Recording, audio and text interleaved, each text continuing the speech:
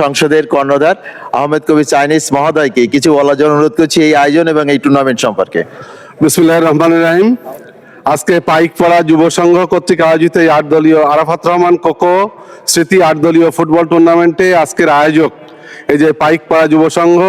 আসলে মাঠটি ছোট, কিন্তু এখানকার যে আয়োজন এবং এখানকার স্বেচ্ছাসেবক এবং এলাকাবাসী বিশেষ করে ফুটবল অনুরাগীদের মধ্যে যে উৎসাহ উদ্দীপনা লক্ষ্য করছি, এটিতে আমরা অভিভূত। এই আয়োজন দেখে আমরা এখানে উপস্থিত আছেন আমাদের প্রিয়ভাজন দেলোয়ার আছে, অন্যান্য এই জায়গার মেম্বার সাহেব আছেন, এনরা আছেন, সবাই আমাদের পরিচিত, আমাদের ঘনিষ্ঠ বলা যায় কাজ দিয়ার সাথে অনেকটা। আমার সাথেও এখানে কর্মকর্তা হিসেবে আছেন আমাদের টিম ম্যানেজার, আমাদের অঞ্চলের বিশিষ্ট সমাজসেবক জনাব মাপতুন আহমেদ রাজা, উনি আমাদের সাথে টিমের ম্যানেজার হিসেবে আছেন। আমাদের কোচ হিসেবে এককালীন কৃতি খেলোয়াড় বাশির আহমেদ লালু এখানে উপস্থিত আছেন।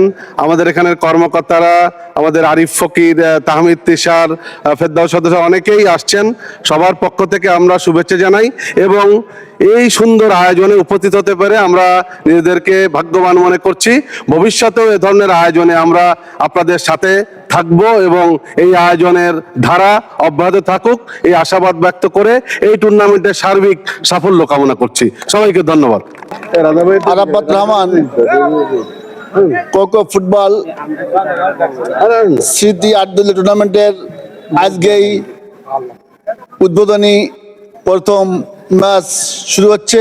আমি আরাফাত রহমান কোকো স্মৃতি উদ্বোধন করছি। আসসালামু আলাইকুম। অনেক প্রবীণরা আছেন, তাদের দিয়েই খেলাটি উদ্বোধন হোক। আলহামদুলিল্লাহ।